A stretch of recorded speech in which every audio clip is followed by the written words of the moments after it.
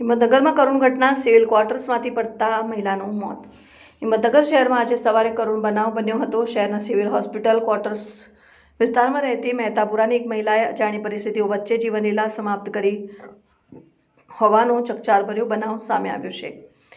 સૂત્રો દ્વારા પ્રાપ્ત વિગતો અનુસાર મહિલાએ સિવિલ હોસ્પિટલના રહેણાંક ક્વાર્ટર્સના 10મા માળેથી નીચે પડતા સ્થળ પર જ મોત નીપજ્યું। અચાનક બનેલી આ ઘટનાથી વિસ્તારમાં હાહાકાર મચી ગયો।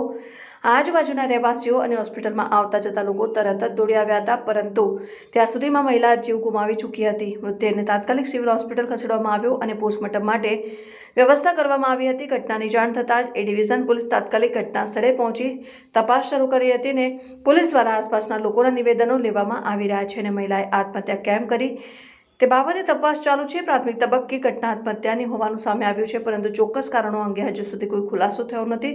પરિવારજનો તથા નજીકના લોકોથી પણ પોલીસ દ્વારા પૂછપરછ કરવામાં આવશે। આ બનાવને કારણે સિવિલ હોસ્પિટલ વિસ્તારમાં ભારે ચકચાર મચી ગઈ છે અને હોસ્પિટલ ક્વાર્ટર્સમાં રહેતા અન્ય રહેવાસીઓમાં ભય અને દુઃખનો માહોલ જોવા મળી રહ્યો છે।